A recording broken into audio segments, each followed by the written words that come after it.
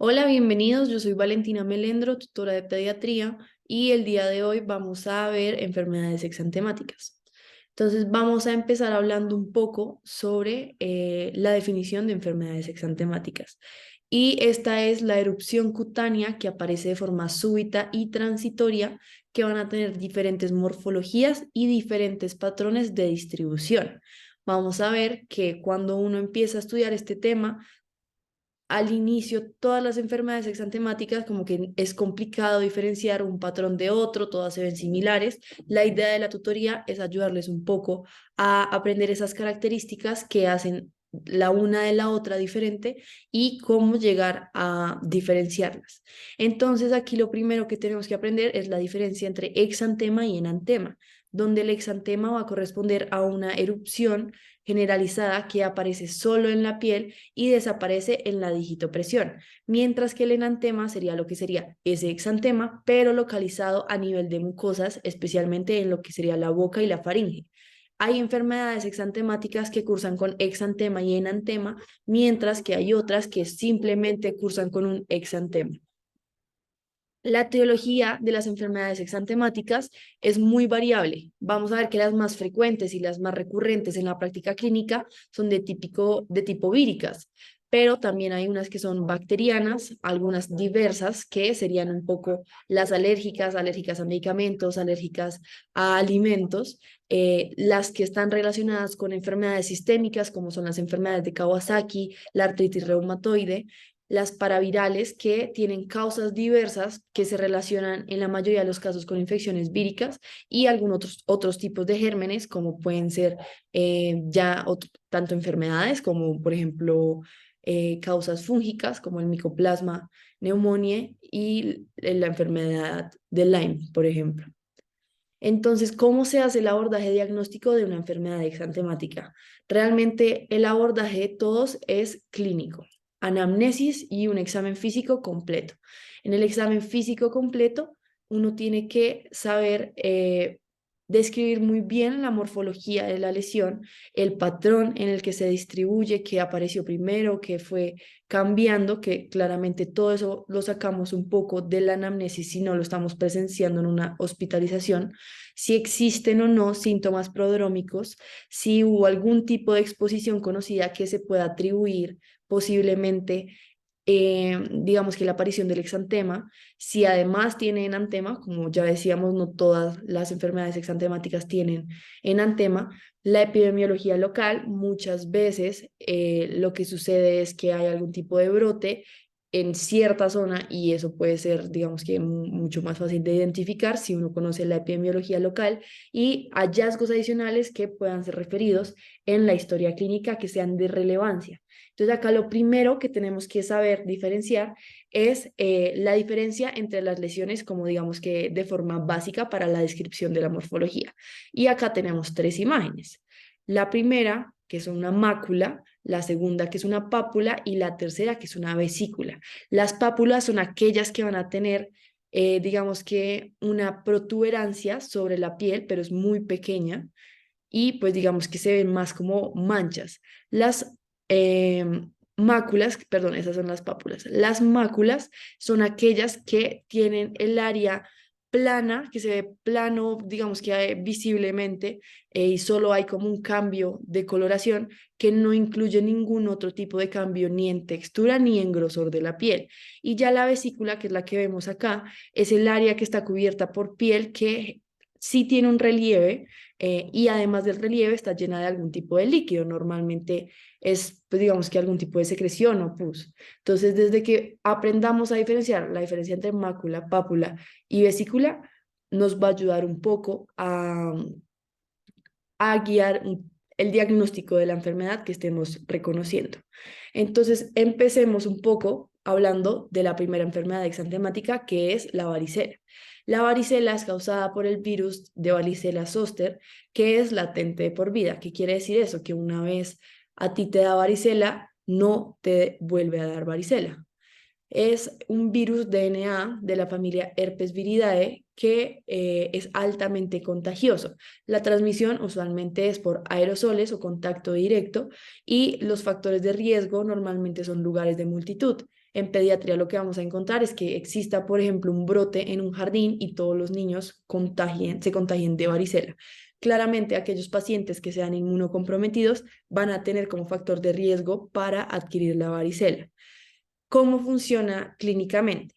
Va a haber un periodo de incubación de más o menos 2 semanas donde el paciente es asintomático y luego va a iniciar con síntomas gripales, con fiebre, con malestar, cefalea de más o menos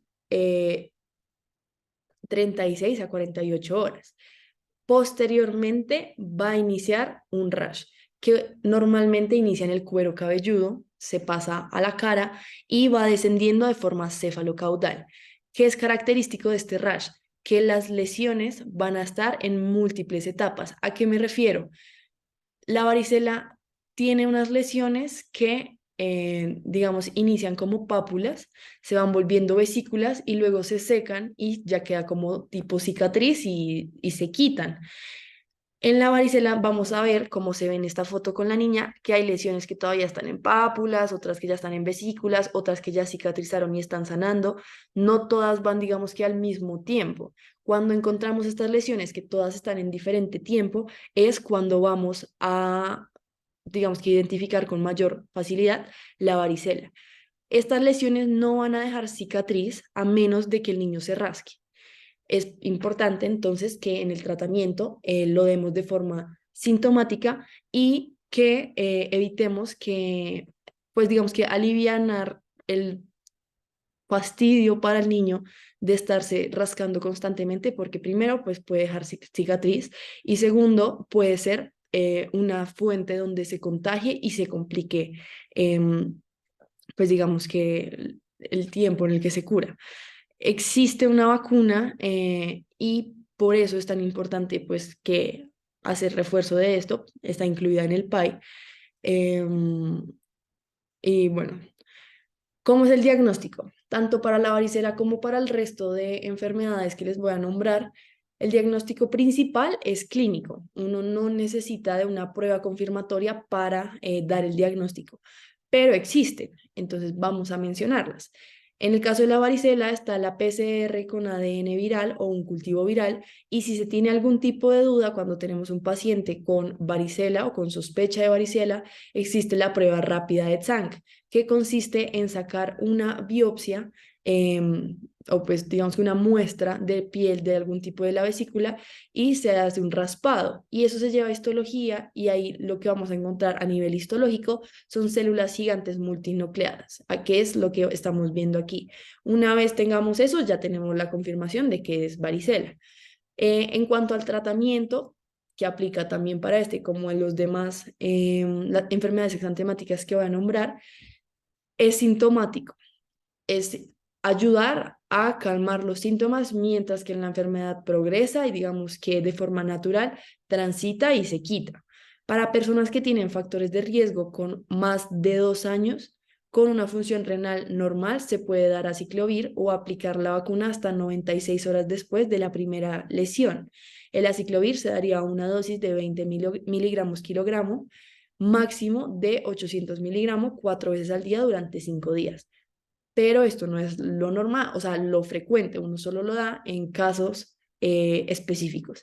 Y las complicaciones, lo primero es cuando tenemos un paciente que presenta varicela que no fue vacunado o que tiene menos de la edad de la vacuna, pues digamos que cuando es menor de la edad de la vacuna que nos dice el PAI, pues es lo normal. Cuando ya es mayor y si no fue vacunado, es una persona, digamos que con un factor de riesgo.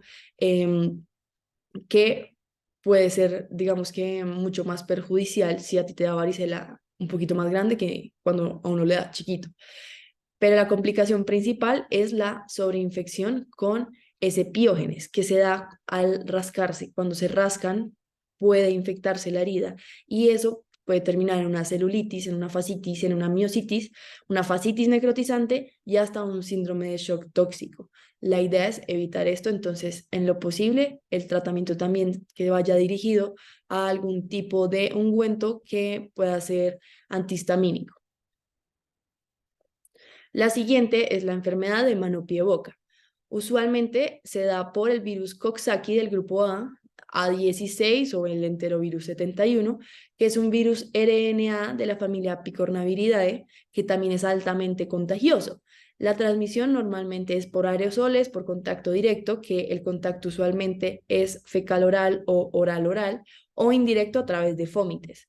En cuanto a la clínica, vamos a encontrar que son vesículas ovaladas en manos, de pies y boca, que también va a ir relacionado con un cuadro gripal. Síntomas de gripa, fiebre, muchas veces hiporexia, porque al tener este enantema en la boca, a los niños les duele comer. Les duele, sobre todo comer, digamos que los líquidos, si no son jugos ácidos, son bien tolerados. Entonces, por eso los chiquitos nos dejan de comer y ahí es donde prendemos un signo de alarma. No deberían no deberían dejar de comer. Y también presentan lo que se llaman las líneas de Bow, que son las que vemos acá, como si estuviera un poquito descamado. Y además de eso tenemos onicomadesis, que es el desprendimiento de las uñas, también es normal de la patología. Característico de esto que claramente solo aparece en manos, pies y en la boca. ¿Qué puede suceder en la clínica? Que llega un paciente, pero que usted solo, o sea, la mamá solo se ha dado cuenta que tiene en la mano y no sé, en los pies. Si ustedes sospechan, ustedes busquen, aunque la mamá les haya dicho, no, en la boca no tiene nada, busquen ustedes, es probable que lo puedan encontrar y diagnostiquen la patología a pesar de que la mamá, por ejemplo, no se haya dado cuenta. Tiene una incubación más o menos de 3 a 6 días. Inicia siempre con los síntomas gripales y usualmente el primer, digamos que rash sería el enantema por el dolor oral. Y luego diría las palmas de las manos y las plantas de los pies. Más o menos tiene un tiempo de una semana para resolverse y las complicaciones realmente son muy raras. O sea, si se llega a algún tipo de complicación, sería una encefalitis o una meningitis viral, pero es muy raro llegar a este punto. En algunos casos, la enfermedad de mano-pie-boca puede aparecer en la espalda, pero se diferencia del resto normalmente por la ubicación en estos tres lugares, digamos que característicos, y el exantema en la espalda no sería muy grande tampoco como para descartar la patología porque existan ciertas lesiones ahí. El diagnóstico, como ya sabemos, es clínico, pero también se pueden hacer hisopados orales y coprocultivos, que lo que hacen es identificar el virus, y el tratamiento es sintomático, intentar siempre dar loratadina o cetiricina de antihistamínico para evitar la molestia de estarse rascando, y súper importante la adecuada hidratación. Ahí evitar lo que sean jugos ácidos porque les puede doler comer, de pronto comida sólida también se les puede dificultar por la parte del enantema, entonces una dieta semilíquida y una adecuada hidratación puede, digamos que, ser suficiente para el tratamiento de esto. Si no hay loratadina o cetiricina, se puede dar hidroxicina en últimas, pero lo que pasa con la hidroxicina es que les puede dar mucha somnolencia a los niños, entonces pues siempre nos quedamos normalmente con loratadina. La siguiente enfermedad es la roceola. La roceola es causada por un virus de herpes virus 6, a veces el 7, que también se le llama como el exantema súbito. O sea, la roceola es el mismo exantema súbito. Es un virus DNA de la familia Herpes viridae y es altamente contagioso también. La transmisión es a través de aerosoles de saliva, es más común en niños en la edad entre los 6 meses y los 2 años, cuyos papás empiezan a darle besos en la boca y así es que transmiten un poco el virus. Clínicamente encontramos el enantema, que es este que vemos acá, que se llaman manchas de Nagayama, que son úlceras que se ven en el paladar blando y en la úvula. Y el exantema vamos a ver que es maculopapuloso, que es no confluyente y que se puede dar, ese sí, en todas partes del cuerpo. Tiene un periodo de incubación donde es asintomático de aproximadamente 1 a 2 semanas y luego presentan una fiebre muy elevada, que usualmente es un único pico.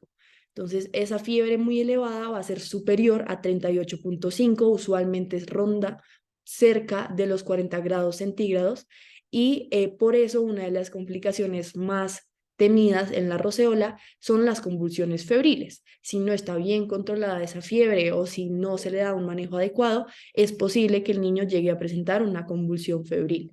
El rash es, bueno, un maculopapuloso no confluente que aparece a medida que desaparece la fiebre. Es decir, lo primero que aparece son las manchas de Nagayama, luego tenemos un pico febril y cuando se va bajando la fiebre empieza a salir ese exantema. El diagnóstico, entonces ya sabemos que es clínico, se puede hacer una PCR o anticuerpos de IgG contra pues, el virus herpes 6, que es el que lo causa, y el tratamiento también sería sintomático, normalmente dirigido a controlar esa fiebre para evitar la convulsión febril y pues nada, que sigan con nutrición, con adecuado manejo, las mismas recomendaciones de dieta que dimos anteriormente para la enfermedad de mano, pie, boca. Y pues si tiene mucho prurito, también poder dar un antihistamínico. La siguiente entonces es el sarampión. Entonces el sarampión es también causado por un virus, por el virus de sarampión, que nos va a generar tanto exantema como enantema. Es un virus RNA para mixoviridae del género morbillovirus que es altamente contagioso. Este también tiene una transmisión alta, sobre todo por aerosoles o por contacto con fómites, y los factores de riesgo son parecidos a los de la varicela, sobre todo lugares de multitud como serían los jardines. Va a generar un rash maculopapular que va a iniciar en la cara, luego se extiende al cuello y se pasa al tórax, abdomen y extremidades, es decir, tiene una distribución cefalocaudal. Y en la parte del enantema vamos a identificar estas manchas que son las manchas de Koplik, que es el signo patognomónico del sarampión. ¿Cómo diferenciamos manchas de Koplik de las manchas de Nagayama? Primero, por la ubicación. Las manchas de Nagayama se encuentran en úvula y paladar blando, mientras que las manchas de Koplik, como podemos ver acá, se va un poquito más hacia los cachetes. Entonces, esa es una buena diferencia, digamos, para tener en cuenta. Listo. También pueden presentar fiebre, pero va a ser una fiebre de bajo grado y se relaciona mucho con linfadenopatías cervicales, occipitales y preauriculares, pero sobre todo las que son, pues, digamos que, sí, bueno, a nivel cervical. Lo primero entonces que vamos a ver es el periodo de incubación, que también tarda aproximadamente 2 semanas, y luego tiene un prodromo de fiebre, tos, conjuntivitis, presentan muchas veces, coriza y manchas de Koplik, que ya es lo que habíamos mencionado. El rash respeta las plantas de los pies y las palmas de las manos, entonces aquí podemos diferenciarlo de la enfermedad de mano, pie, boca por esta razón. Y la tos, cuando la presentan, persiste más o menos de 10 a 14 días. La fiebre, diferente a la rociola, que es un único pico, persiste usualmente más o menos 5 días. Y si las lesiones desaparecen y la fiebre no, hay que ponerle mucho cuidado porque sería una complicación, digamos que un signo de complicación de una probable encefalitis o una neumonía. El diagnóstico es clínico, se puede hacer una IgM para sarampión, un hisopado faríngeo o nasofaríngeo para un cultivo viral o una muestra de orina. Algo muy importante del sarampión es que es una enfermedad de notificación obligatoria, entonces es importante que no se les olvide llenar la ficha. Y en cuanto al tratamiento, es también sintomático, se puede dar suplemento de vitamina A de ser necesario, que acá están las especificaciones según la edad, y también existe una vacuna, entonces también tenemos que ponerla de acuerdo al esquema del PAI. Las complicaciones, como les decía, neumonía, encefalitis y en algunos casos diarrea. Ahora sigue la rubiola. La rubiola es causado por el virus de la rubiola, que también es conocida como sarampión alemán. Entonces, cuando estén leyendo sobre todo bibliografía en inglés para estudiar el tema, no se confundan porque sarampión alemán no es el mismo sarampión, es la rubiola. Es un virus RNA de la familia Togavirus del género Rubivirus que es altamente contagioso. La transmisión va a ser por aerosoles o también puede ser de forma placentaria y cuyo factor de riesgo también incluye lo que sean los lugares de multitud. La clínica entonces es también un rash maculopapular, eritematoso, rosadito, que afecta más la cara y el tronco y también se distribuye de forma cefalocaudal. El periodo de incubación va a ser asintomático también de aproximadamente 2 semanas y tiene un prodromo de síntomas gripales, fiebre y artralgia. La artralgia es muy frecuente en la rubiola y es lo que puede hacer que se caracterice del resto de las enfermedades. Puede presentar linfadenopatías y si la presenta, la más común es que sea postauricular. El rash también va a respetar palmas de manos y plantas de los pies, entonces de esta forma también podemos diferenciarla de la enfermedad de mano, pie, boca. Una especificación acá, cuando la madre está embarazada y adquiere rubiola en el primer trimestre, el feto puede adquirir rubiola congénita. Entonces acá es importante tener cuidado cuando tenemos un embarazo y una mamita con rubiola, pues también pensar y cuidar en la salud del feto. Y una triada que encontramos en la rubiola muchas veces es cataratas, defectos cardíacos y acusia que pueden terminar causando cuando se adquiere esa rubiola de forma congénita. Esa sería la tríada. El diagnóstico es clínico. Podemos hacer IgM para la rubiola o PCR y el tratamiento es sintomático. Normalmente acetaminofén, ibuprofeno, antihistamínico para el manejo del prurito y este también tiene una vacuna que el PAI lo pone al año y a los 5 años como refuerzo. La siguiente es el eritema infeccioso. Este también se conoce como la quinta enfermedad y se da por el virus parvovirus B19. Es característico por el signo de doble bofetada, que es por la coloración de la pigmentación en los cachetes, como si le hubiesen dado una doble cachetada al niño. Es un virus DNA de la familia Parvoviridae, cuya transmisión es por aerosoles, puede ser también placentario o a través de transfusiones, digamos que en una forma más rara, por decirlo así.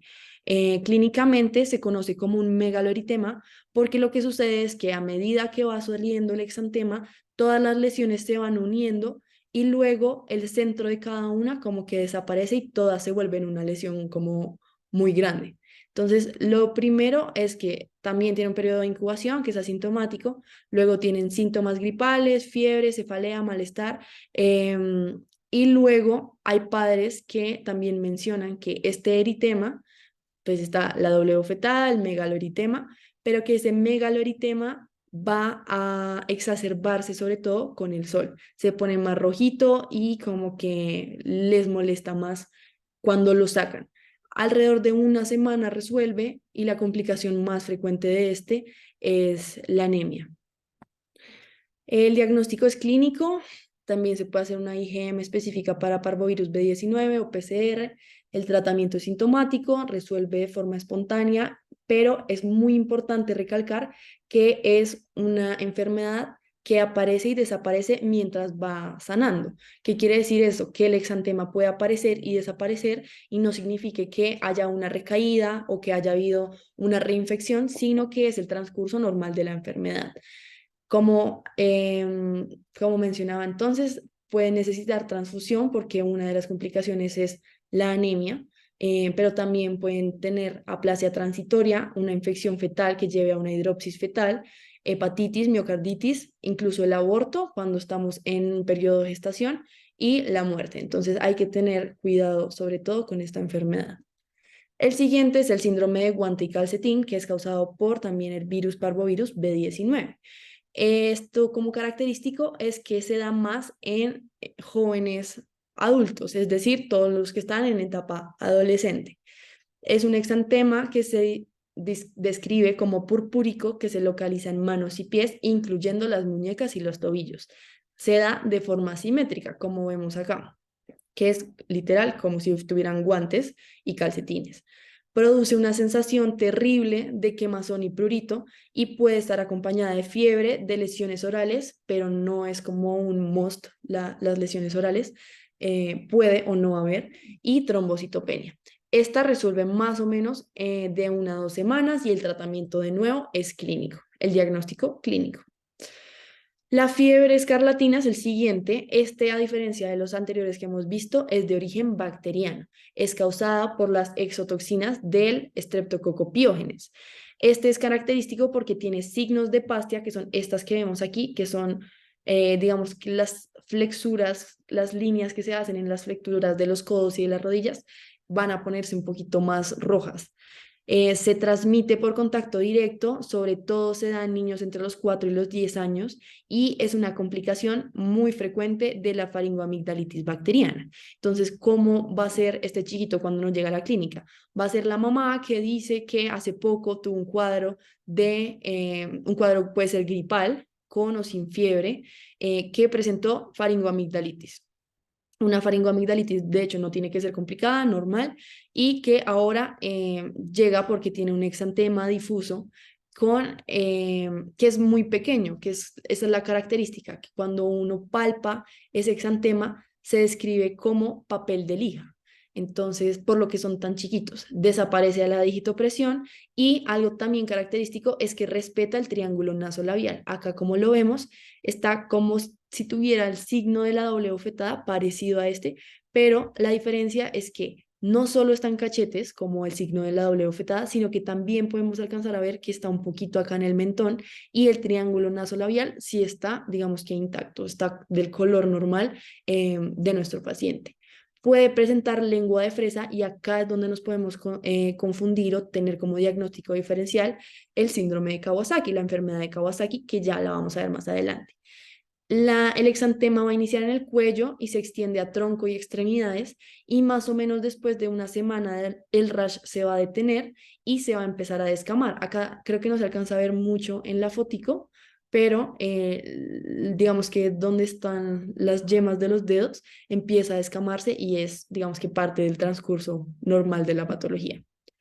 El diagnóstico es clínico, se puede hacer un cultivo viral, orofaringio, una prueba rápida al estreptococo o antistreptolicinas. El tratamiento en este caso, como es bacteriano, no es solamente sintomático, sino que también tenemos que dar antibiótico. La primera línea sería la amoxicilina, pues vía oral o pues dependiendo de la edad de nuestro paciente. Si es vía oral, se daría 50 miligramos kilogramo una vez al día o 25 miligramos kilogramo 2 veces al día durante 10 días con una dosis máxima de 1000 miligramos al día. En otros casos, se puede dar penicilina, que también la dosis depende del peso de nuestro paciente eh, y pues la distribución. Y las complicaciones que podemos presentar son neumonía, pericarditis, meningitis, hepatitis y sobre todo característico la glomerulonefritis y la fiebre reumática. La penicilina se usa sobre todo si el paciente, digo, se usan macrólidos si el paciente es alérgico a la penicilina. Lo siguiente entonces es la enfermedad de Kawasaki. No es que exista un agente etiológico principal para Kawasaki, es secundario a varios, puede ser a parainfluenza, a un Coxsackie, a un virus sincitial respiratorio, a un metapnovirus, a chikungunya, a citomegalovirus, eh, o por superantígenos bacterianos, que lo que genera es una respuesta inmune exacerbada. La enfermedad Kawasaki lo que nos da es una vasculitis de mediano tamaño. Tiene una incidencia entre los 6 meses a los 5 años de edad que afecta a las arterias coronarias principalmente y por eso es que es importante el diagnóstico y el adecuado tratamiento.